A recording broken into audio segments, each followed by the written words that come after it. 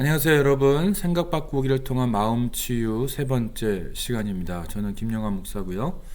오늘은 지난주에 배운 내용을 잠깐 복습을 하고 또 이번 주에 해당하는 내용을 배우려고 합니다. 복습에 해당하는 내용은 여러분들이 가지고 계신 프린트에는 없어요. 그냥 제가 지난주에 배웠던 내용들 중에서 중요하다고 생각되는 부분들만 몇 가지 뽑아서 말씀을 드리고 또 오늘 새롭게 배울 내용을 또 설명을 드리려고 합니다. 그리고 프린트 때문에 힘들어 하시는 분들이 계셔서 제가 프린트를 제가 프린트를 해서 교회 사무실에 비치를 해 둘 예정입니다. 이제까지 했던 첫 번째와 두 번째 그 강의안도 프린트를 해서 사무실에 놔둘 거고요. 앞으로 나올 새로운 프린트들도 강의안도 다 프린트를 해서 사무실에 비치를 해 놓을 테니까 혹시 여러분들 중에 필요하신 분들이 계시면 교회 사무실에 오셔서 프린트를 가져가시면 되겠습니다. 그러면 지난주에 배웠던 내용을 잠시 리뷰를 하고 또 새로운 내용을 배우도록 하죠. 우리가 지난주에 뭘 배웠냐면 조건적 생각이라는 걸 배웠어요. 조건적 생각을 제가 뭐라고 설명을 했냐면 내가 임의대로 만든 생각, 내가 임의대로 만든 조건이 있어요. 그런데 그 조건이 충족되지 않으면 나는 불행해 라고 생각해요. 그런 생각이 조건적 생각이고, 그 다음에 그 생각이 거기서 멈추는 게 아니고 자신과 타인에게 자신의 조건을 강요해요. 그래서 내가 이렇게 되지 않으면, 이렇게 되면 나는 실패자야, 끝장이야, 뭐 이런 생각들을 한다라는 거예요. 다른 사람에게도 네가 나한테 이렇게 하지 않으면 너는 나쁜 사람이야, 넌 날 사랑하지 않는 거야 라는 식의 생각을 해서 이런 조건들을 자기에게도 강요하고 타인에게도 강요해요. 그런데 제일 무서운 건 뭐냐? 자기가 가지고 있는 조건을 하나님에게까지 강요한다라는 거예요. 하나님이 날 사랑하면 내가 기도하는 대로 다 들어줘야 돼. 하나님이 날 사랑한다면, 하나님이 정말 있다면, 하나님이 정말 나를 사랑한다면 하나님은 내 생각을 인정을 해주고 내 기도를 다 들어주고 내가 원하는 것을 다 충족시켜줘야 되고 내 필요를 다 만족시켜줘야 돼 라는 조건을 하나님한테까지 강요하는 크리스찬들이 있어요. 그런데 문제는 자기가 이렇게 하나님 앞에 조건적인 생각을 가지고 다가가면서도 그게 조건적 생각으로 나아가는 것인지를 대부분 잘 몰라요. 여러분의 기도를 한번 잘 분석을 해봐요. 그러면 여러분 안에 이런 조건적 생각이 굉장히 하나님한테 많습니다. 그래서 정말 하나님이 날 사랑한다면 하나님이 이런 것 좀 해줘야 되지 않아? 하나님이 정말 날 위하신다면 하나님이 내 기도 이런 거 들어줘야 되지 않아? 이런 생각들을 우리가 굉장히 많이 한다는 거예요. 그 얘기는 뭐냐면 우리가 하나님을 강요해요. 어떤 기준으로요? 내가 만든 조건으로. 요게 조건적 생각이 굉장히 무서운 부분이에요. 또 하나의 무서운 건 뭐냐면 하나님을 조건적인 하나님으로 봐요. 그래서 하나님은 우리에게 늘 어떤 조건을 우리에게 제시하시고 그걸 들어주면 우리를 축복하고 그걸 들어주지 않으면 우리를 저주한다라는 생각들을 우리가 알게 모르게 굉장히 많이 한다는 거예요. 그런데 여러분, 만약에 진짜로요 하나님이 조건적인 하나님이면 저를 포함해서 이 강의를 듣는 분들 중에 이 땅에 살아남을 수 있는 사람은 아무도 없어요. 하나님이 조건적인 하나님이 아니기 때문에 우리가 살아있는 거예요. 조건적인 하나님이 아니기 때문에 우리가 이 땅 가운데 이렇게 살면서 하나님의 축복을 누리고 있는 거예요. 정말 하나님이 조건적인 하나님이라면 어때요? 우리는 지금 이렇게 살 수 없습니다. 그래서 하나님을 조건적으로 만들어버리는 건 뭐냐면요, 이거는 우상숭배예요. 하나님을 진짜 성경에 묘사되어 있는 하나님으로 믿는 것이 아니고 내가 임의대로 만든 조건인 것처럼 내가 임의대로 하나님을 만들어 놓고 이런 하나님일 거야 라고 섬기고 있는 거예요. 그게 바로 우상 숭배라는 거예요. 내가 만든 하나님을 섬기는 거예요. 이거 굉장히 무서운 겁니다. 그런데 여러분, 이 조건적 생각을 누가 발견해냈어요? 제가 지난주 설명했던 대표적인 인지행동 치료자 알버트 앨리스나 아론 백 같은 그런 학자들이 발견했어요. 크리스찬들 아니에요, 그분들. 나중에 얘기하겠지만 알버트 앨리스 같은 경우는 굉장히 크리스찬을 싫어했던 사람이에요. 그런데 순수하게 정신건강이라는 측면에서 어떤 사람이 정신적으로 건강하고 어떤 사람이 정신적으로 건강하지 않은가, 어떤 사람이 행복한가, 어떤 사람이 행복하지 않은가를 연구하다 발견한 게 이거예요. 그러니까 믿지 않는 사람이 발견을 해냈어요, 이거를. 이 조건적 생각을 우리가 알게 모르게 많이 갖고 있다. 근데 문제는 뭐예요? 하나님의 무조건적인 사랑을 우리가 믿는다고 얘기하는데, 하나님의 무조건적인 사랑을 우리가 받았다고 얘기하는데, 하나님의 무조건적인 사랑 속에서 우리가 살아간다고 얘기하는데, 우리의 실상은 뭐냐면 이런 조건적인 생각을 나 자신에게, 다른 사람에게, 심지어는 하나님에게 적용하고, 또 하나님을 이런 조건적인 하나님으로 만들어 놓고 그분이 진짜 하나님인 양 우리가 믿고 있다라는 거예요. 이게 굉장히 무서운 거예요. 그래서 이거는 우상 숭배에 해당하는 심각한 범죄일 수도 있고요. 내 조건을 하나님한테 강요할 때는 내가 스스로 하나님 되는 거예요. 내가 스스로 하나님이 돼서 하나님을 내 마음대로 움직이려고 하는 정말 무서운 영적인 교만이 될 수 있는 죄예요. 그리고 타인도 내가 만든 조건으로 마음대로 움직이려고 하는, 마치 하나님인 것처럼. 예, 그래서 조건적 생각 속에 숨어져 있는 전제들, 기본적인 전제, 기본적인 철학은 단순히 사고에 관련된 것일 뿐만 아니라 굉장히 영적인 거예요. 영적인 게 들어가 있어서 이게 굉장히 많은 우리의 우상 숭배와 더 한 걸음 나아가서는 우리 스스로를 하나님 만들어버리는 굉장히 무서운 범죄가 될 수 있는 생각이라는 거예요. 단순히 조건적 생각, 여기서 끝나는 게 아니고 여기에는 굉장한 영적인 차원이 들어있다. 자, 그 다음에 제가 그때 지난주에 뭐라고 말씀드렸냐면, 조건적 생각의 뿌리가 뭐냐? 자기중심이다. 다른 사람이 나와 같기를 바라는 생각이라고 그랬어요. 여러분, 하나님은요, 우리 모두를 각자 독특하게 만들었어요. 각자에게 달란트를 주셨고, 각자에 맞는 비전을 주셨고, 삶의 목표를 주셨고, 특징을 주셨고, 잘하는 것과 못하는 것을 주셨어요. 그 얘기는 뭐냐? 다른 사람이 나와 같을 수 없다라는 거예요. 그런데 이 조건적 생각의 뿌리는 뭐냐면, 다른 사람이 내가 원하는 식으로 나와 같기를 바라는 생각, 굉장히 무서운 교만의 생각입니다. 그래서 이 조건적 생각의 뿌리 속에 있는 것은 이 자아만족이라는 거, 자신이 받을 것만 생각하는 아주 이기적인 죄성이 들어가 있는 거예요. 그러니까 이 조건적 생각의 뿌리는 그냥 한마디로 말하면 인간의 죄성이에요. 그래서 이런 사람들은요, 어떤 일이 자신의 뜻대로 되지 않으면 어때요? 행복할 수 없다라고 생각을 해요. 내 뜻대로만 돼야 돼요. 그러니까 내 뜻대로 돼서 행복해진다라는 전제를 갖고 있기 때문에 하나님도 어떻게 움직여야 돼요?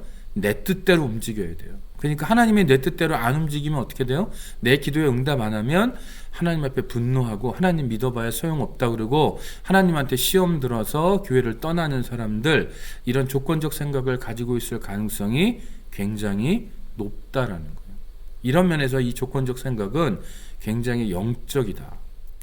그 다음에 종속윤리. 제가 지난주에 이 조건적 생각은 종속윤리라고 말씀을 드렸어요. 이건 뭐냐? 자신의 절대적이고 고유한 윤리는 없어요. 상대방의 태도에 따라서 자신의 태도와 자신의 윤리를 결정이 돼요. 그러니까 내 윤리는 상대방의 윤리에 따라 결정되고 내 태도는 상대방의 태도에 따라서 결정이 돼요. 네가 나한테 잘하면 나도 너한테 잘할게. 네가 나한테 베풀면 나도 너한테 베풀게. 그러니까 이건 뭐예요? 자기 고유의 윤리도 없고 자기 고유의 태도도 없이 나는 오로지 상대방의 윤리와 태도에 따라서 내 윤리와 태도를 결정하는 아주 종속적인 모습이에요. 겉에서 보면 조건적 생각을 가지고 있는 사람이 다른 사람을 압제하는 것 같고 다른 사람을 마음대로 조종하는 것 같아요. 그러나 실제로 뚜껑을 열고 보면 실제로는 종속적인 윤리 이 내용 때문에 조건적 생각을 가지고 다른 사람에게 조건을 강요하는 그 사람이 실제로는 강요당하는 사람 밑에 있는 거예요. 왜냐하면 그 강요당하는 사람의 태도에 따라서 내 태도가 좌우되기 때문에 나는 종속된 사람이라는 거죠. 겉보기와 너무 다른 거예요. 실제 내용은 아주 종속된 사람입니다. 그 다음에 제가 지난주에 또 얘기했어요. 이 조건적 생각을 가지고 있는 사람들이 제일 못하는 게 뭐다? 용서예요. 우리가 용서에 대한 하나님의 말씀들을 많이 알고 있죠. 그런데 그리고 우리가 실제로 용서를 하기 위해서 노력을 해요. 근데 우리가 늘 고백하는 게 뭐예요? 용서가 안 돼요. 용서를 하려고 노력하는데 용서가 안 돼요. 그게 우리의 현실이에요. 왜 그래요? 여러 가지 이유가 있을 거예요. 그런데 그 중에 중요한 이유 중에 하나는 우리가 조건적 생각을 가지고 있을 때 용서가 안 돼요. 그러니까 용서가 안 되는, 용서를 못하는 자신을 보면서 하나님 앞에 눈물을 흘리는 게 가치가 있지만 동시에 어떤 작업을 해야 되냐면 용서가 안 되는 이유를 한번 따져봐야 돼요. 그러면 내 안에 있는 조건적 생각을 내려놓으면 그 사람에 대한 용서를 할 수 있다는 뜻이에요. 우리가 요셉을 알아요. 창세기 45장에 형들을 용서하는 장면이 나와요. 그런데 제가 지난주에 얘기했듯이 형들이 사죄 안 합니다. 잘못됐다고 안 해요. 할 듯한데 안 해요, 여러분. 그런데 요셉이 뭐예요? 용서해요. 그 얘기는 뭐냐? 요셉이 형들에게 종속되어 있지 않은 아주 성숙한 사람이란 뜻이에요. 그들이 무슨 짓을 했건 간에 자신의 신앙과 윤리와 태도를 하나님 앞에서 지켜나가는 게 요셉의 모습이에요. 이게 바로 성숙한 사람의 모습이라는 거죠. 그 다음에 아까 제가 얘기했어요. 조건적 하나님. 제일 무서운 거죠. 하나님을 조건적으로 만들어버리는 거. 이게 가장 큰 범죄라고 할 수 있어요. 그래서 조건적 생각은 우리가 생각하는 것처럼 단순히 생각의 영역에서 머무는 게 아니고 우리의 신앙의 전반에 아주 지대한 영향을 미치고 하나님과 나와의 관계, 나와의 관계, 나와 타인의 관계까지 심각한 영향을 미치는 그런 생각이 돼요.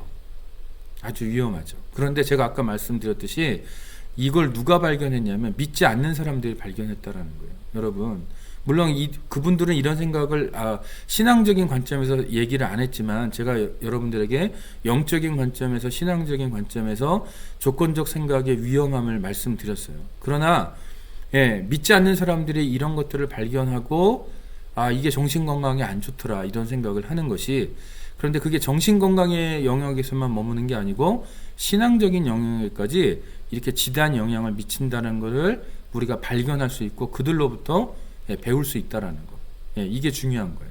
자, 그럼 오늘 이제 새로운 내용을 나가보도록 하겠습니다. 그럼 조건적 생각을 어떻게 치유할 거냐? 저는 개인적으로 조건적 생각의 치유는 출발점이 복음이 되어야 한다고 생각을 해요. 복음이 안 되면 이 조건적 생각을 치유할 수가 없어요. 자, 제가 지난주도 얘기했고 지지난주도 얘기했어요. 인지사제라는 거. 하나님, 자기 자신, 그리고 내 경험과 환경, 그리고 미래. 이 네 가지 주제에 대해서 정신적으로 건강하지 않은 사람들은 부정적인 생각을 하고 있을 가능성이 굉장히 높아요. 물론 일반 심리 치료에서는 세 가지만 얘기하죠. 하나님에 대해서는 얘기 안 하죠. 자기 자신과 또 자기의 상황이나 경험, 그리고 자기 미래에 대해서만 얘기해요. 인지행동 치료도 요 세 가지 영역 3제만 얘기해요. 그런데 제가 얘기했듯이 하나님에 대한 생각이 저는 가장 중요하다고 생각을 합니다. 오늘 아까 조건적 하나님이라는 단어를 제가 강조했던 이유도 인지사제 중에 하나님에 대한 생각이 제일 중요하기 때문에 그래요. 자, 그러면 제가 복음이 출발점이라고 말씀을 드렸어요. 그러면 제가 여러분들한테 물어볼게요. 복음이 뭐예요? 이런 질문들을 하고 좀 답을 하는 시간을 실제로 만나서 하면 굉장히 재밌고 또 여러분들의 생각을 좀 들을 수 있어서 저도 좋은데 이걸 그냥 영상으로만 해서 좀 안타깝네요. 여러분, 제가 한번 복음이 뭐예요? 라고 질문할 테니까 여러분이 속으로 한번 혹은 소리내서 대답해 보세요. 대부분요, 복음이 뭐예요? 그러면 되게 막연하게들 대답해요. 뭐 예수 믿고 천국 가는 거요. 복음이 뭐예요? 예수 그리스도요. 뭐 이렇게 얘기하세요. 다 맞는 말이에요, 사실은. 다 맞는 말이에요. 그런데 부분적이에요, 그 대답들이. 그러면 저는 복음을 뭐라고 규정하냐면 하나님이 나를 위해 하신 모든 게 다 복음이에요. 하나님이 나를 위해서 하신 모든 것. 가장 대표적으로 복음은 독생자 예수 그리스도를 하나님께서 이 땅에 보내셔서 우리를 위해서 죄짐을 지시고 십자가에 못 박히셔서 우리의 죄를 용서하시고 또 사흘 만에 부활하셔서 그 의로움을 확정하시고 또 승천하셔서 지금도 우리와 함께 하시며 우리를 위해서 중보하시는 그 모든 것, 그리고 우리의 삶 가운데 개입하셔서 날마다 하나님의 그 은혜의 단비를 내려주시고 또 우리를 인도하신 모든 걸음들, 모든 손길들, 우리에게 보여주시는 구름기둥과 불기둥, 우리에게 주시는 만나와 메추라기, 그 모든 게 다 복음이에요. 하나님이 나를 위해서 하신 모든 것이 다 복음이다. 이렇게 좀 이해를 하고 이 강의를 들어주시면 좋을 것 같아요. 그러면 제가 구원이란 무엇인가를 한번 또 여쭤볼게요. 여러분, 구원이 뭐예요? 라고 물으면 거의 대부분의 교인들이 뭐라고 답을 하시냐면 예수 믿고 천국 가는 거요 라고 대답을 해요. 이 대답이 맞아요? 틀려요? 맞아요. 맞아요. 그런데 예수 믿고 천국 가는 거는 구원의 아주 작은 일부예요. 이 구원의 일부를 전체로 이해하고 있는 분들이 의외로 많아요. 여러분, 구원은요, 단순히 예수를 믿고 천국 가는 게 아니에요. 이걸 오해하시면 안 돼요. 그러면 구원은 예수 믿고 천국 가는 게 아니다, 이렇게 생각하시면 안 돼요. 단지 이게 아니라는 거예요. 이게 전부가 아니란 얘기예요. 여러분, 구원은 예수 믿고 천국 가는 걸 포함하죠. 당연히 포함하죠. 그러나 전부는 아닙니다. 전부는 아닙니다. 자, 그러면 저는 구원을 설명할 때 어떻게 설명하냐면 관계라는 측면에서 설명을 해요. 왜 그러냐면 타락이 그렇기 때문에 그래요. 여러분, 아담과 하와가 선악과를 먹어요. 어떤 일이 벌어져요? 선악과 먹자마자 하나님으로부터 숨어요. 그 얘기는 뭐예요? 하나님과의 관계가 단절됐다는 얘기예요. 그렇죠? 또 자기의 부끄러운 벗은 모습을 보면서 부끄러워해요? 수치심을 느껴요? 그건 뭐예요? 자기 자신과의 관계가 단절됐다는 얘기예요. 그게 타락이에요. 그 다음에 하나님이 왜 너 선악과 먹었어? 라고 물으니까 하와는 뱀 탓하고 아담은 하와 탓하지만 결국은 하나님 탓을 하죠. 당신이 주셔서 나와 함께한 저 여자 때문에 내가 선악과 먹었습니다. 하나님, 당신 잘못입니다. 저 여자 잘못입니다. 이게 뭐예요? 하나님과의 관계 단절, 또 자기가 뼈 중에 뼈, 살 중에 살이라고 말했던 자기의 아내, 다시 말해서 자기의 가장 친한 이웃과의 단절, 타인과의 단절을 경험해요. 그게 타락이에요. 그 다음에 남자들은 어때요? 땀을 흘려야만 먹을 것을 먹을 수 있어요. 자연이 등을 돌렸어요. 자연이 이제는 자연스럽게 인간에게 먹을 걸 주지 않아요. 관계가 틀어졌기 때문에. 그러니까 여러분, 타락은 뭐냐면 하나님과의 관계가 단절되는 거예요. 다른 사람과의 관계가 단절되는 거예요. 나 자신과의 관계가 단절되는 거예요. 우리가 살고 있는 이 자연 환경과의 관계가 단절되는 게 타락이에요. 그러면 구원은 뭐예요? 이거를 회복하는 게 구원이에요. 다시 말해서 구원은 하나님과의 관계를 회복하는 게 구원이고, 다른 사람과의 관계를 회복하는 게 구원이고, 내 자신과의 관계를 회복하는 게 구원이고, 이 땅 하나님이 만드신 이 자연세계와의 관계를 회복하는 게 구원이에요. 단순히 천국 가는 게 아니고, 거기에 천국 가는 것도 다 들어가 있다고 제가 여러 번 얘기해요. 그런데 그걸로만 설명할 수 없다라는 거예요. 왜 그러냐면 여러분, 구원을 단순히 예수를 믿고 천국 가는 걸로만 생각을 하면 뭐가 빠지냐면 이 땅에서 어떻게 살아야 되는지가 빠져버려요. 우리가 궁극적으로 천국 가요. 맞아요. 그러나 이 땅 가운데서 그러면 어떻게 살다 갈 거냐라는 거예요. 이 땅 가운데서 어떻게 살다 갈 거냐를 관계의 언어로 설명을 한다면 하나님과의 관계를 회복하는 방향으로 살다가, 타인과의 관계를 회복하는 방향으로 살다가, 나 자신과의 관계를 회복하면서 살다가, 자연과의 관계를 회복하면서 살다가 가는 것, 어딜 가요? 천국 가는 것. 그게 구원이에요, 사실은. 그러면 하나님과의 관계를 회복하려면 어떻게 해야 돼요? 하나님의 말씀대로 살아야죠. 타인과의 관계를 회복하려면 어떻게 해야 돼요? 조건적 생각 내려놔야죠. 그죠? 하나님을 조건적으로 생각하면 하나님과의 관계가 안 돼요. 하나님에게 내 조건을 강요하면 하나님과의 관계가 안 돼요. 내 조건을 다른 사람에게 강요하면, 내 이 조건적 기대감을 강요하면 타인과의 관계가 안 돼요. 나 자신에게 어떤 조건을 만들어 놓고 너 이거 하면 너 잘하는 거야. 너 이거 못하면 넌 바보야, 멍청이야. 이렇게 생각하는 거는 나 자신과의 관계를 회복하는 게 아니에요. 여러분들 왜 우리가 자연을 보호해야 돼요? 네, 자연과의 관계를 회복하는 거예요, 그게. 그러니까 자연을 보호하는 건 단순히 자연을 보호하는 게 아니고 하나님의 구원의 사역에 동참하는 사역이에요. 굉장히 의미 있는 사역이에요. 왜? 자연과의 관계를 우리가 회복해야 되니까.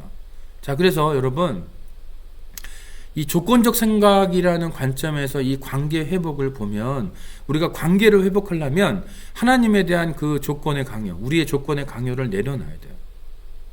하나님 뜻대로 되기를 원한다라는 그 고백이 우리에게 있어야 돼요. 혹은 하나님을 조건적 하나님으로 보고 있는 우리의 이 아주 제한된 시각, 이 죄악된 시각을 내려놓고 하나님의 무조건적인 사랑을 우리가 고백할 수 있고 믿어야 돼요. 그래야 하나님과의 관계가 회복이 돼요. 내 자신의 내가 만든 타인이 나와 같기를 바라는 그 조건적 생각을 내려놔야 내가 타인을, 내 이웃을 내 몸과 같이 사랑하는 거예요. 내가 내 자신을 사랑하는 건 뭐냐? 나를 향한 이 조건을 내려놓는 거예요. 그게 하나님의 조건이 아니라면 내려놓는 거예요. 그리고 이 땅에 있는 이 자연을 보호하는 것, 이게 바로 구원이에요, 사실은. 구원의 역사에 우리가 동참하는 거예요, 그게. 제가 예를 들어 볼게요. 수가성의 여인, 요한복음 4장에 나오는 여인입니다. 이 여인은 어때요? 사마리아 여인입니다. 남편이 여러 명 있었지만 진짜 남편은 없었어요. 이 여자가 언제 나와요? 떼약볕에 나와요. 왜 떼약볕에 우물가로 나옵니까? 사람들 만나기 싫어서. 왜 만나기 싫을까요? 만나면 손가락질 당하고 사람들이 쳐다보고 욕하고 비난하고. 이 여인은 수가성 안에서 어떤 여인이에요? 말 그대로 완전히 외톨이고 왕따예요, 왕따. 이런 여인은 자기를 사랑할 수 있을까요? 사랑할 수 없죠. 그러니까 사랑할 수 없으니까 계속 남자들을 바꿔가면서 남자들에게 뭘 요구하고 있어요? 나를 좀 사랑해줘, 나를 좀 인정해줘를 요구하고 있는 거예요. 그런데 그 누구도 자기가 원하는 걸 주지 않으니까 어때요? 계속해서 남자들을 바꾸고 있는 여자예요. 자기를 사랑하지 못해요. 타인과의 관계도 엉망이에요. 아직 하나님을 제대로 만나지 못한 사람이에요. 그런데 이 여인이 어때요? 떼약볕에 혼자 우물가에 나왔는데 예수님을 만나요. 예수님을 만나서 어떻게 돼요? 아, 이 사람이 진짜 메시아구나 라는 거를 깨닫고 다시 성으로 들어가서 사람들에게 와보라고 얘기해요. 왜 와보라고 얘기하느냐? 내가 진짜 메시아를 만났다는 거예요. 그런데 여러분들 생각을 해봐요. 우물가에 혼자 나왔던 여인이에요. 왜 혼자 나왔어요? 사람들 만나기 싫어서. 손가락질 당하기 싫어서. 자기가 자기를 용납 못해요. 그런 자기가 싫은 거예요. 그러니까 혼자 나왔어요. 그런데 지금 성 사람들에게 다가갔다는 얘기는 뭐냐면 예수님을 만남으로 인해서 뭐가 일어난 거예요? 자기 자신을 용납하게 되고 자기 자신을 이해하게 되고 사랑하게 되고. 그러니까 다른 사람들에게 나아갈 수 있는 용기가 생기는 거예요. 그러니까 지금 이 우물가에서 예수님을 만난 이 여인에게서 나타나는 이 구원의 역사는 뭐예요? 하나님과의 관계가 회복돼요. 그리고 자기 자신을 사랑하게 되고 인정하게 되고 자기 자신과의 관계가 회복돼요. 그러니까 어떻게 돼요? 타인에게 나갈 수 있는 용기가 생겨요. 이게 바로 구원이에요. 여러분, 구원이 뭐예요? 관계 회복이에요. 누가의 관계? 하나님과의 관계, 나와의 관계, 타인과의 관계, 그리고 자연과의 관계를 회복하는 것도 우리의 구원의 역사에 포함되어 있는 내용이에요. 자, 그래서 구원은 무엇이냐? 예, 오늘부터는 좀 생각을 좀, 예수 믿고 천국 가는 거다? 예, 맞아요. 그러나 그것만 있는 건 아니에요. 관계를 회복하는 거예요. 그러니까 내가 하나님과의 관계를 조건적인 생각을 가지고 있으면 안 되겠죠. 타인에게 내 조건을 요구하면 관계 회복이 안 되죠. 내가 내 나름대로 내가 만든 조건을 내가 나 자신에게 강요하면서 우울증을 느끼고 뭔가 자존감이 내려가고 있다면 그것도 내가 나를 사랑하는 게 아니에요. 예. 그래서 이 조건적 생각을 이 복음과 연결해 보면 이런 그림이 그려집니다. 제가 좀 더 자세하게 구원의 세 가지를 좀 얘기하려고 그래요. 어떤 관점에서 설명을 할 거냐면, 앞에선 관계의 관점에서 구원을 설명했다면 이번에는 시제의 관점에서, 과거, 현재, 미래라는 시제의 관점에서 구원을 한번 여러분들께 설명을 드리려고 그래요. 자, 구원의 과거가 있어요. 그걸 우리가 죄사함이라고 불러요. 자, 로마서 3장 24절에 이렇게 되어 있습니다. 그리스도 예수 안에 있는 속량으로 말미암아 하나님의 은혜로 값없이 의롭다 하심을 얻은 자 되었느니라. 자, 시제가 뭐예요? 얻은 자 되었다. 이게 뭐예요? 과거죠. 과거형입니다. 자, 뭐를 얻어요? 의롭다 하심을 얻었대요. 어떻게 얻었냐면 하나님의 은혜로 값없이 얻었대요. 뭐를? 의롭다 하심을. 그럼 어떻게 해서 이걸 얻었어요? 예수 안에 있는, 그리스도 예수 안에 있는 속량으로 말미암아. 그분께서 돈을 대신 지불하시고 우리를 값없이 의롭다, 공짜로 의롭다 하셨대요. 자, 로마서 3장 24절을 잘 보세요, 여러분. 여러분은 의롭다 하심을 이미 얻은 사람들이에요. 이미 얻은 사람들이에요. 의롭다 하심을 이미 얻은 사람들이에요. 그러면 그 의롭다 하심은 누구 안에 있어요? 여러분 안에 있어요. 자, 이 시간에 여러분 그냥 저를 따라서 한번 해보세요. 그냥 가슴에 손을 얹고 의롭다 하심은 내 안에 있다. 의롭다 하심은 내 안에 있다. 이렇게 한번 말씀해 보세요. 의롭다 하심은 내 안에 있다. 자, 의롭다 하심이 여러분 안에 있으면 그 의롭다 하심은 누구 거예요? 원래 예수님 건데 누구한테 줬어요? 예수님을 그리스도로 영접한 여러분들에게 하나님이 주셨어요. 우리가 그동안 10월 수요 예배마다 송현석 교수님의 그 종교개혁에 대한 얘기를 듣고 있잖아요. 루터가 이것 때문에 종교개혁 하는 거거든요. 자, 그러면 다시 한번 물어볼게요. 하나님이요, 여러분들을 값없이 의롭다 하셨대요. 그리고 여러분은 그 의롭다 하심을 얻었어요. 그러니까 여러분들은 그걸 얻었어요. 그러면 누구 거예요? 원래 하나님 건데, 예수님 건데, 여러분께 됐어요. 왜? 여러분에게 줬으니까. 여러분에게 줬어요? 여러분이 가지고 있어요. 어디요? 여러분 안에. 그럼 그 의롭다 하시면 이제부터 누구 거냐면 여러분 거예요. 자, 이걸 꼭 기억하세요. 이게 인지사지하고 굉장히 연관되는 거기 때문에 제가 강조하는 거예요. 여러분 안에 있어요. 의롭다 하시면 여러분 안에 있어요.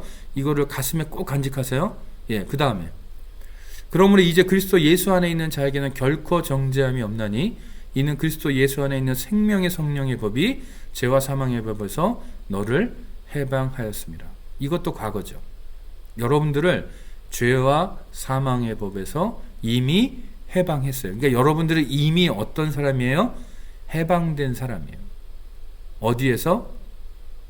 죄와 사망에서. 그런데 어떻게 해방됐냐면 예수 안에 있는, 그리스도 예수 안에 있는 생명의 성령의 법이 여러분들을 해방했대요. 그러니까 그 해방은 누구 거예요? 여러분 거예요. 그러니까 여러분들은 어떤 사람이냐면 해방된 사람이에요. 해방된 사람. 우리는 그리스도 안에서 그의 은혜의 풍성함을 따라 그의 피로 말미암아 속량 곧 죄사함을 받았습니다. 자, 여러분들은 죄사함을 받았어요. 저도 받았어요. 우리는 모두 죄사함을 받았어요. 그럼 죄사함을 받았으니까 우리는 어떤 사람들이에요? 말 그대로 죄사함을 받은 사람들이에요. 죄사함을 받았습니다. 그 아들 안에서 우리가 속량 곧 죄사함을 얻었도다. 예, 우리는 죄사함을 받은 사람들이에요. 얻은 사람이에요. 또 모두 받았냐면 의롭다 하심을 얻은 사람들이에요. 해방도 받았어요. 죄와 사망의 법에서 해방되는 것을 이미 받은 사람들이에요. 얘네들은 다 누구 거냐? 우리들 거다. 의롭다 하심도 여러분 거, 우리 거고, 죄사함도 우리 거고, 죄와 사망의 법에서 해방된 것도 우리 거예요. 왜? 내가 예수 그리스도를 믿음으로 믿을 때 그걸 다 주셨으니까. 그래서 나에게 지금 있어요. 나에게 지금 있어요. 여러분에게 지금 있어요. 그런데 이걸 잘 못 믿는 분들이 되게 많아요. 굉장히 많아요. 자, 다시 하나 더 강조합니다. 의롭다 하심이 어디에 있어요? 여러분에게 있어요. 이따 그거 다시 강조할 거예요.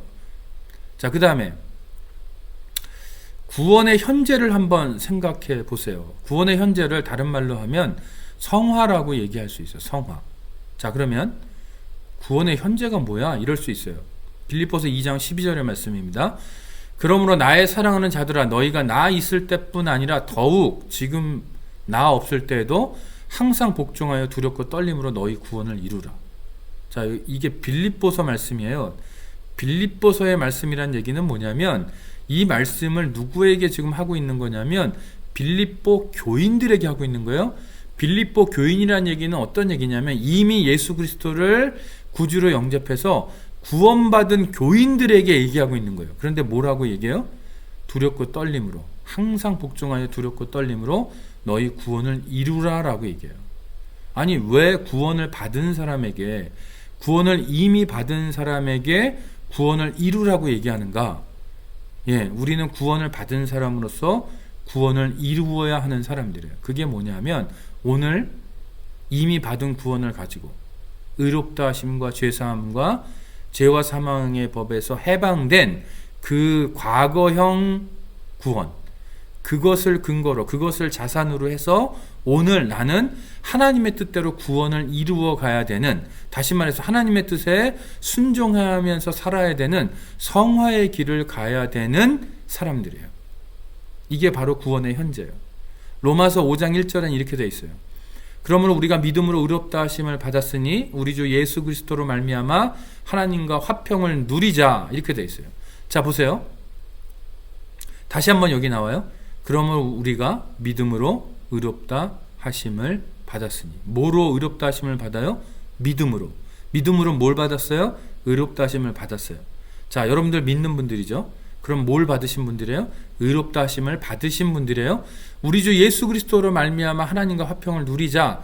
자, 의롭다 하심을 받고 끝나면 안 돼요. 아, 나 의로운 사람이다, 의롭다, 이걸로 그냥 끝, 이게 아니고 우리는 오늘 뭐 해야 되는 사람들이냐면 구원을 이루어야 되는 사람이에요. 구원을 이루라는 말을 다른 말로 표현하면 하나님과 화평을 누리는 삶을 사는 사람들이에요. 이게 우리가 오늘 해야 되는 일이에요. 그러니까 우리가 의롭다 하심을 받았고 죄사함을 받았고 죄와 사망의 법에서 해방된 자유자인데, 그럼 우리는 오늘 뭐 하느냐? 구원을 이루어야 돼요. 근데 그게 뭐냐? 하나님과 화평을 누리는 거예요. 다시 말해서 하나님과 화평을 누린다라는 것 자체가 뭐예요? 하나님과 좋은 관계, 아까 관계적 용어로 제가 설명했던 그것, 구원, 하나님과의 관계를 내가 잘 꾸려 나가야 된다라는 거예요. 그게 바로 구원의 현재형이다. 자, 구원의 미래가 있어요, 여러분. 또 죽은 자들 가운데서 다시 살리신 그의 아들이 하늘로부터 강림하실 것을 너희가 어떻게 기다리는지를 말하니 이는 장래의 노하심에서 우리를 건지시는 예수시니라. 데살로니가 전서 1장 10절의 말씀. 자, 여기 보면 장래의 노하심에서 우리를 건지시는 예수시니라. 이미 우리는 하나님의 진노에서 벗어난 사람들이잖아요. 그럼에도 불구하고 우리는 장래의 노하심에서 우리를 건지시는 게 필요한 사람들이에요. 그게 영화라는 거예요. 그뿐 아니라 또한 우리 곧 성령의 처음 익은 열매를 받은 우리까지도 속으로 탄식하여 양자될 것 곧 우리 몸의 속량을 기다리느니라. 자, 아까 앞에서는 구원의 과거에서는 우리가 이미 속량을 받았다라고 돼 있어요. 속량을 받았다고 돼 있어요. 근데 여기는 속량을 또 기다린대요. 몸의 속량을 기다린대요. 예, 우리의 몸은 여전히 죄 가운데 있어요. 그렇기 때문에 우리는 몸의 속량을 기다려야 되는 그런 이중적인 존재예요. 속량을 이미 받았지만, 우리의 영혼이 이미 속량을 받았지만 우리의 몸의 속량을 기다리고 있는 이중적인 존재. 그래서 우리의 몸의 속량은 언제 일어나냐? 구원의 미래에, 우리가 천국에 가는 순간에, 예수님이 다시 오는 순간에 우리 몸의 속량이 일어나서 우리의 몸도 이제 완성이 된다라는 거예요. 어떤 몸으로 완성이 되냐면 죄짓지 않고 오로지 하나님의 뜻대로 살아갈 수 있는 몸으로 바뀌는 역사가 그때 일어난다는 거예요. 그게 영화예요. 그러니까 구원에는 미래형이 있다라는 거죠. 자, 하나님의 성령을 근심하게 하지 말라. 그 안에서 너희가 구원의 날까지 인치심을 받았느니라. 구원의 날까지 인치심을 받았다. 에베소서의 말씀이에요. 에베소 교인들 이미 구원 받았어요. 그런데 구원의 날까지 인치심을 받았대요. 예, 이게 바로 구원의 미래형 영화를 얘기해요. 또 다른 말씀이 있어요. 빌립보서 3장의 말씀이에요. 그러나 우리의 시민권은 하늘에 있는지라 거기로부터 구원하는 자 곧 주 예수 그리스도를 기다리노니 그는 만물을 자기에게 복종하게 하실 수 있는 자의 역사로 우리의 낮은 몸을 자기 영광의 몸의 형체와 같이 변하게 하시리라. 아까 몸의 속량이라고 제가 말씀드렸어요. 이거예요. 우리의 낮은 몸을, 지금 우리의 몸이 낮은 몸이에요. 왜 낮은 몸이냐면 우리가 건강하지 않아서 낮은 몸이 아니고 하나님의 뜻대로 살고 싶은데 이 몸이 순종을 안 해요. 그래서 우리는 낮은 몸을 갖고 있는 사람들이에요. 그런데 영화의 순간에, 구원의 미래에 우리를 어떻게 해요? 영광의 몸의 형체와 같이, 누구의 영광의 몸? 예수 그리스도의 그 부활하신 몸과 같이, 그 영광의 몸의 형체와 같이 우리를 변하게 하실 거래요. 그게 바로 구원의 미래예요. 우리가 그것을 기다리고 있어요. 또 여기 안에 너희 안에서 착한 일을 시작하신 이가 그리스도 예수의 날까지 이루실 줄을 우리는 확신하노라. 착한 일을 시작하셨대요. 우리 안에 구원의 역사를 시작하셨어요. 근데 그것을 예수의 날에, 그 날까지 완벽하게 이루시는 분이 하나님이세요. 그러니까 구원의 역사가 우리에게 시작됐지만 아직 완성된 것은 아니에요. 완성은 구원의 미래, 영화의 순간에 완성되는 거예요. 자, 그러면 우리의 이 구원의 세 가지 시제와 이 관계적 용어의 구원을 가지고, 관계적 관점에서의 구원의 개념을 가지고 한번 우리를 돌아볼 필요가 있어요. 이건 뭐냐? 우리가 언제 건강한 자존감을 가질 수 있느냐? 하나님과 자신을 바로 알 때. 또 추가하자면 다른 타인을 바로 알 때 우리가 건강한 자존감을 가질 수 있다. 자, 제가 한번 여러분들에게 여기 의인 or 죄인이라고 써놨어요. 제가 한번 여러분에게 여쭤볼게요. 여러분들은 의인이세요? 죄인이세요? 이 질문을 던지면 굉장히 갈려요. 대답들이.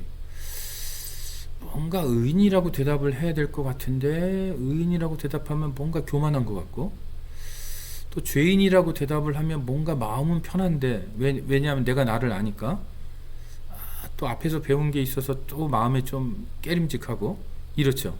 예. 여러분들은 의인이에요, 죄인이에요? 다시 한번 확정을 한번 해보세요. 여러분들 의인입니까, 죄인입니까? 여러분들은 의인입니다. 왜요?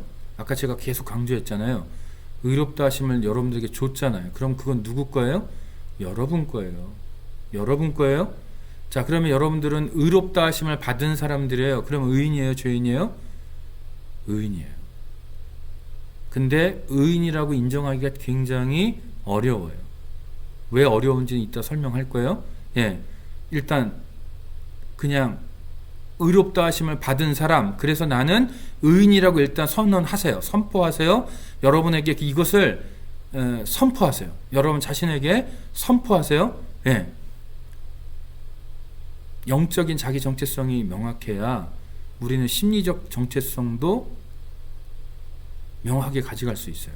자, 여러분, 내가 의인인 줄 아는 거하고 나를 죄인으로 여기는 거하고는 굉장히 신앙생활이 질이 달라져요. 여러분, 우리가 의롭게 살아야 되죠. 그죠? 오직 의인은 믿음으로 산다고 그랬어요. 자, 그러면 왜 우리가 믿음으로 살아야 돼요? 여러분들은 왜 믿음으로 살아야 돼요? 의인이니까. 오직 의인은 믿음으로 말미암아 살리라. 그죠? 우리가 왜 믿음으로 살아야 돼요? 의인이니까요. 여러분, 죄인은요 믿음으로 못 살아요. 죄인은 믿음으로 살고 싶은 마음도 없고요. 죄인은 믿음으로 살고 싶어도 못해요, 그거를.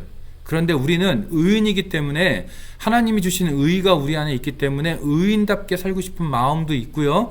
그렇게 살아낼 수 있는 능력도 이미 받아 가진 사람들이에요. 그게 바로 복음이에요.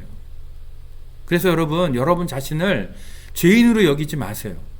의인으로 여기세요. 그런데 이것을 내가 의인이라는 것을 인정하는 게 굉장히 어려워요. 어려워요? 왜 어렵냐면 우리가 조건적인 생각들을 가지고 있기 때문에 어려워요. 내가 이렇게 하면 하나님의 말씀대로 100% 순종하면 내가 의인이고 그러지 못하면 나는 죄인이라는 생각들, 이런 조건적인 생각들을 가지고 있기 때문에 우리가 의인이라는 걸 고백을 잘 하기가 어려워요. 그리고 현상적으로 실존적으로 내가 지금 죄를 짓고 있기 때문에 내가 의인이라고 고백하는 게 굉장히 어려워요. 그런데 여러분, 진짜 복음적인 믿음은 뭐냐면 나를 보면서 나를 죄인으로 여기는 게 아니고 내가 믿는 예수 때문에, 내가 믿는 예수 그리스도 때문에 그분이 이루신 그 십자가의 사건이 나에게 전달이 돼서, 우리가 수요일날 배웠잖아요.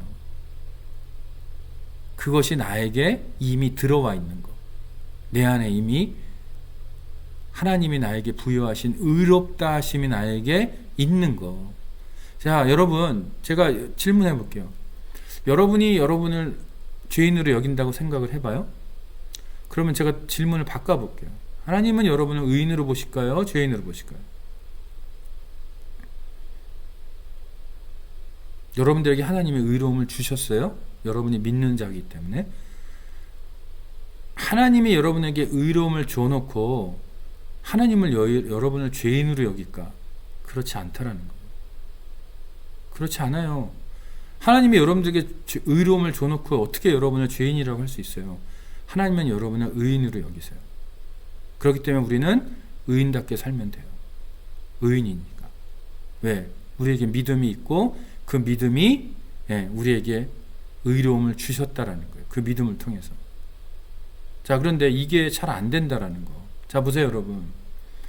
만약에요, 여러분의 자녀가 뭐 성적이 안 나오고 뭐 취업에 실패하고 뭐 결혼 생활이 잘 안 되고 그래갖고 여러분 앞에 와서, 부모님 앞에 와서 아버지, 나 같은 건 죽어야 돼요. 만약에 이러고 있으면 여러분 마음이 어떨까요?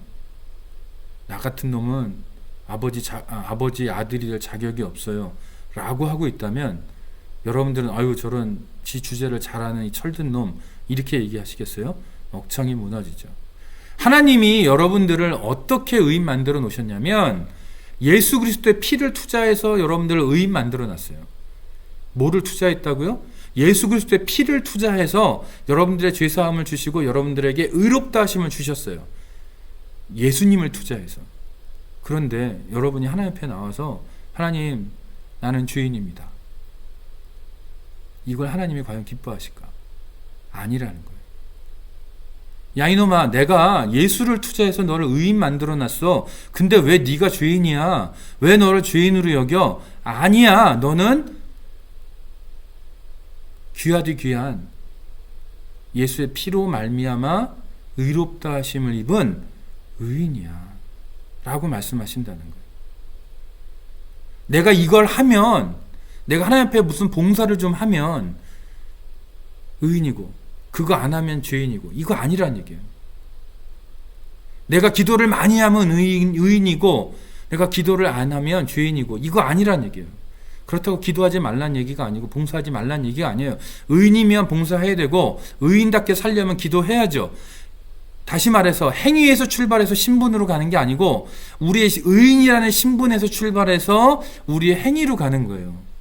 이게 거꾸로 되면 우리의 신앙은 완전히 조건적인 신앙, 다시 말해서 율법적인 신앙이 될 수밖에 없다라는 거예요. 근데 많은 사람들이 이렇게 살아요. 많은 크리스찬들이 자꾸 행위에서 출발해서 신분으로 가려고 그래요. 아니에요. 우리는 신분을 해서 출발해서 행위로 가야 돼요. 왜? 믿음으로 말미암아 이미 신분이 주어져 있으니까 우리에게. 하나님은 우리를 이미 의인 만들어 놓고 의롭게 살라고 던져 놓으신 거예요.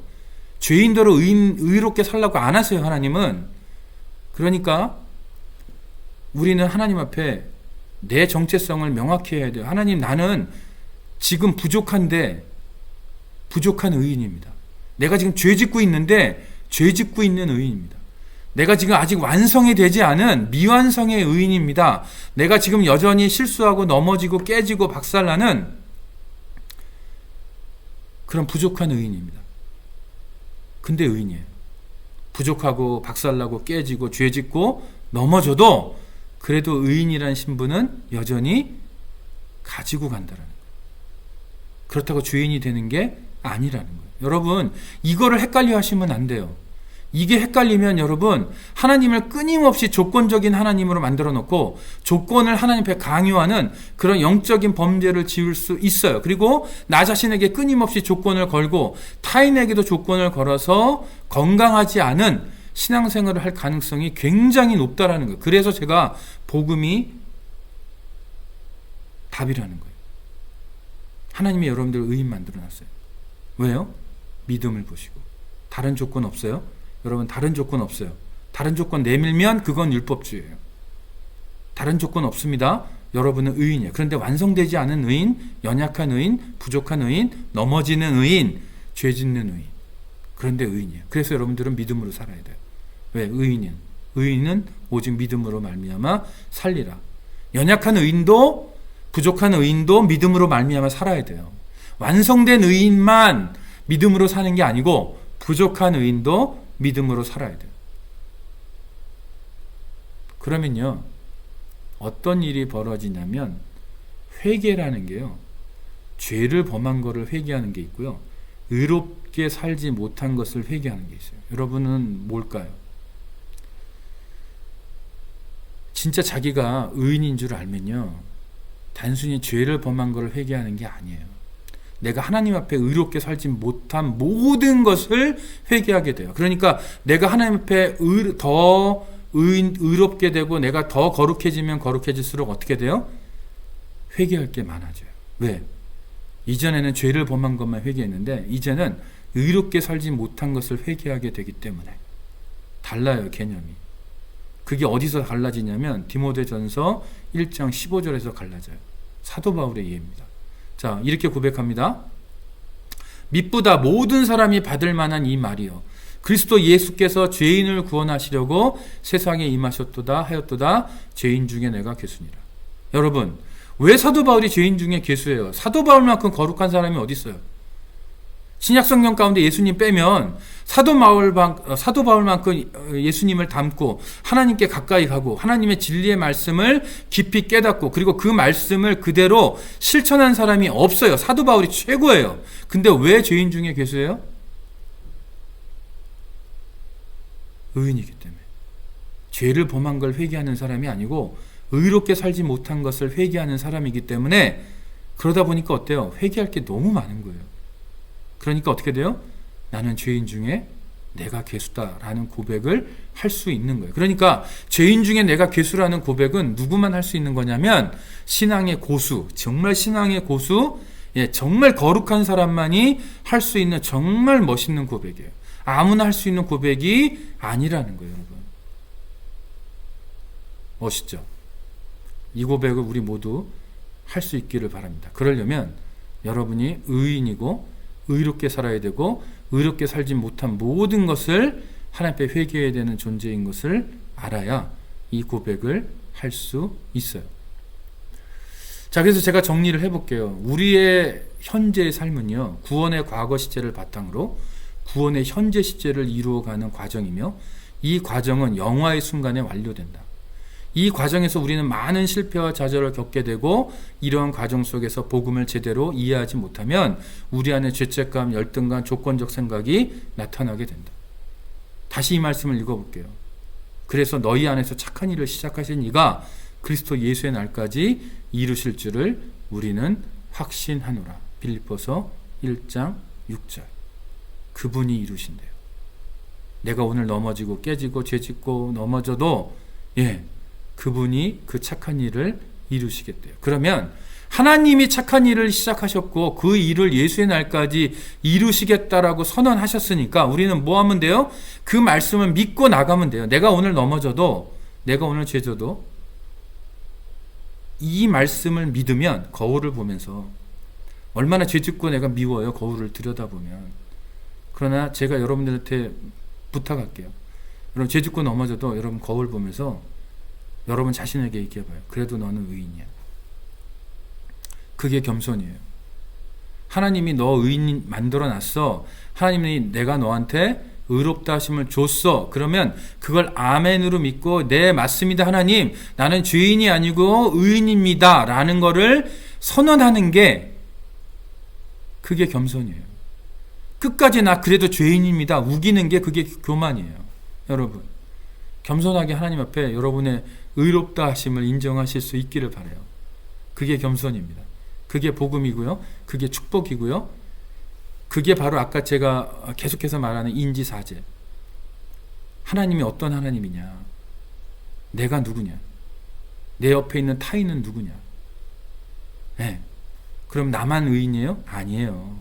내가 싫어하는 그 사람, 교회 안에 있는 그 사람, 내가 맨날 그 인간이라고 부르는 그 사람, 꼴 보기 싫은 그 사람도 하나님이 보시기에는, 여러분이 보기엔 너무나도 부족하고 꼴사납고 너무나도 밉고 말도 안 되고 정말 저 인간 어떻게 좀 됐으면 좋겠다라는 마음이 들지도 모르지만 하나님이 보시기에는 그 사람도 어때요? 의인이에요. 여전히 그 사람도 그 사람 안에서 하나님은 착한 일을 시작하셨고 예수 그리스도의 날까지 그 착한 일을 이루실 사람이에요. 이게 바로 구원이에요. 이게 바로 구원의 관계적 관점이에요. 이 관점에서 여러분 자신을 들여다보시고 다른 사람을 들여다보시고 그 다음에 하나님도 그렇게 보셨으면 좋겠어요. 조건적 하나님이 아니라는 거. 자, 그래서 우리는 모두 예수 그리스도를 믿기 전에 죄인이었다. 그러나 예수 그리스도의 십자가의 은혜와 능력으로 말미암아 예수 그리스도를 믿는 우리는 하나님 앞에 의인으로 받아들여진 존재이다. 그러니까 우리는 어떻게 해야 되냐면 우리 자신을 의인으로 받아들여야 돼요. 하나님이 그렇게 받아들였으니까 우리가 우리 자신을 의인으로 받아들여야 돼요. 그래서 우리는 모두 예수 그리스도를 믿기 전에 죄인이었다. 그러나 예수 그리스도의 십자가의 은혜와 능력으로 말미암아 예수 그리스도를 믿는 우리는 하나님 앞에 의인으로 받아들여진 존재이다. 여러분, 하나님이 여러분을 의인으로 받아들였기 때문에 우리도 우리 자신을 의인으로 받아들여야 돼요. 우리를 의인으로 받아들이는 데서 멈추면 안 되고요. 옆에 있는 분, 여러분이 싫어하는 사람, 내가 볼 때 저 사람 죄인같이 여겨지는 그 사람도 여러분이 의인으로 받아들여야 돼요. 그래야 조건적 생각, 그 사람을 향한 조건적 생각의 상당 부분을 포기할 수 있어요. 여러분을 향한 조건적 생각을 포기할 수 있어요. 그리고 예수 그리스도로 말미암아 그분을 믿는 믿음으로 말미암아 내가 하나님 앞에 의인으로 받아들였다는 걸 믿어야 하나님을 조건적인 하나님으로 우상숭배하지 않을 수 있다는 얘기예요. 이거 굉장히 중요한 겁니다. 그러나 아직도 미완성의 의인, 과정 중에 있는 의인, 아직도 부족한 의인이다. 심지어 죄를 짓고 있는 의인이다. 이런 우리의 미완성 때문에 우리가 우리의 의인됨과 타인의 의인됨을 부정할 수 없다. 우리는 구원을 이미 받았지만 현재 구원을 이루고 있으며 또한 미래의 구원을 완성할 존재들이기 때문이다. 그러므로 오늘 우리가 넘어지고 죄짓고 실패해서 일시적인 죄책감과 열등감을 가질 수 있지만 자기 자신을 용서하고 타인을 용서할 수 있는 능력을 얻을 수 있다. 여러분들 어때요? 제 개인적인 소망은 여기에 있는 이 메시지들이 여러분들에게 정말 복음이 됐으면 좋겠어요. 그리고 우리가 지금 2주에 걸쳐서 공부했던 이 조건적 생각을 내려놓을 수 있는 영적인 근거, 성경적인 근거, 영적인 에너지가 되었으면 좋겠어요. 그리고 제가 계속해서 강조하는 인지사제, 하나님이 어떤 하나님이냐를 새롭게 보셨으면 좋겠어요. 여러분이 어떤 사람인지를 새롭게 보셨으면 좋겠어요. 여러분 옆에 있는 사람을 새롭게 보셨으면 좋겠어요. 그리고 여러분의 미래를 새롭게 보셨으면 좋겠고 여러분의 상황과 여러분이 신앙생활하는 이 모든 상황과 경험들을 새롭게 해석하는 눈이 있었으면 좋겠어요. 오늘 배웠던 내용은 우리가 앞으로 배우게 될 여러 가지의 인지 오류에 대해서 건강하지 못한 생각들에 대한 해답입니다. 이것이 여러분 머릿속에 가슴속에 명확하게 들어가 있어야 돼요. 이것이 명확하지 않으면 우리는 우리의 잘못된 생각과 싸울 에너지를 얻기가 굉장히 어려워요. 왜냐하면 우리가 겉으로는 생각과 싸우는 것 같지만 실제로는 이건 영적인 전쟁이에요. 영적인 전쟁이기 때문에 우리가 영적인 전쟁을 하려면 영적인 무기가 있어야 되는데 우리의 무기는 뭐냐면 이 복음이 우리의 무기라는 거예요.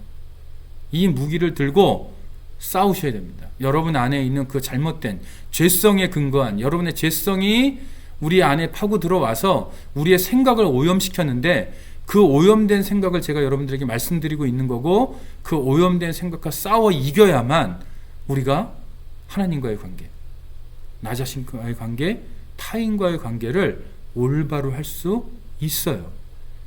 그게 바로 하나님의 구원의 사역에 동참하는 거예요.